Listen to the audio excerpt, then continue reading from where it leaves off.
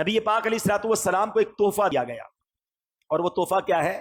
نماز کا تحفہ دیا گیا۔ اچھا، نماز کی اہمیت کو سمجھو، اور احکام جو ہے نا شریعت کے، وہ زمین پر جبریل امین لے کر آئے۔ حج، روزہ، زکوٰۃ، بہت سارے احکام وہ آسمان سے جبریل امین آتے تھے، مگر نماز کی اہمیت سمجھو کہ نبی پاک کو عرش پر اور اس کے بھی آگے بلا کر یہ تحفہ دیا گیا۔ یہ تحفہ وہاں دیا گیا تاکہ اندازہ ہو کہ اس کی اہمیت کیا ہے۔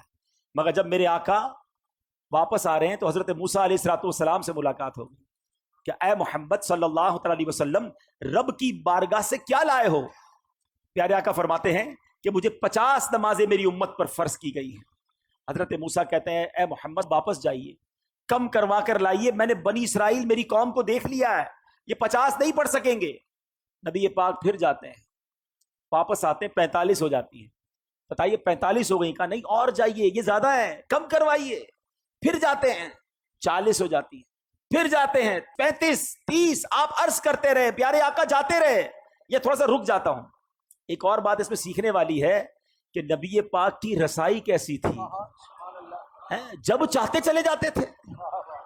یہ ایک بار جانا نہیں ہوا، کسرے دنا تک کس کی رسائی، جاتے یہ ہیں آتے یہ ہیں، پھر جاتے یہ ہیں آتے یہ ہیں۔ یہ کیسا کنیکشن تھا، یہ کیسی اجازت تھی۔ اچھا، ایک اور عشق والی بات علماء کہتے ہیں کہ حضرت موسیٰ نے ہمارا تو بھلا کیا ہی کیا، اپنا بھی ایک بھلا کیا تھا۔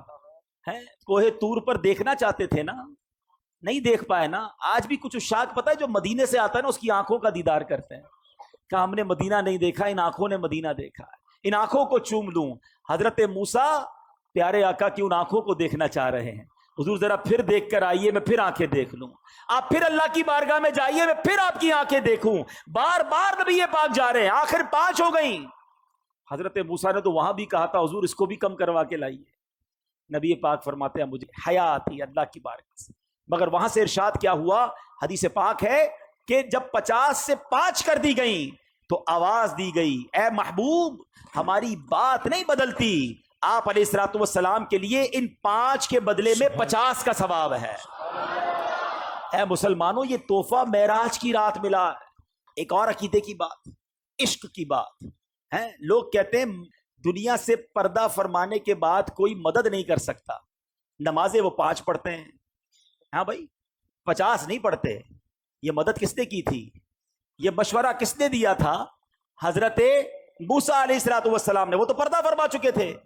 تو اگر مدد مانگنا غیر اللہ سے اور وہ بھی دنیا سے چلا گیا غلط ہے، تو پھر ان لوگوں کو تو 50 پڑھنی چاہیے۔ ہم تو مانتے ہیں بھائی کہ اللہ والے دنیا سے جانے کے بعد بھی مدد فرماتے ہیں۔ تو اب یہ سمجھنے والی بات ہے کہ یہ احادیث میں ہے، اللہ کے حبیب فرما رہے ہیں کہ مجھے حضرت موسیٰ نے کہا کہ جائیے واپس عرض کیجئے۔ تو اس کا مطلب یہ ہوا کہ اللہ کے نیک بندے اور انبیاء تو سبحان اللہ، انبیاء، صحابہ، اولیاء اللہ کے کرم سے یہ دنیا سے پردہ فرمانے کے بعد بھی مدد کرتے ہیں۔ یہ یقیناً ہمارا عقیدہ ہے کہ جتنے یہ جو بزرگان دین ہیں، یہ مرنے کے بعد جو بھی ہیلپ کرتے ہیں یہ اللہ کی عطا سے کرتے ہیں۔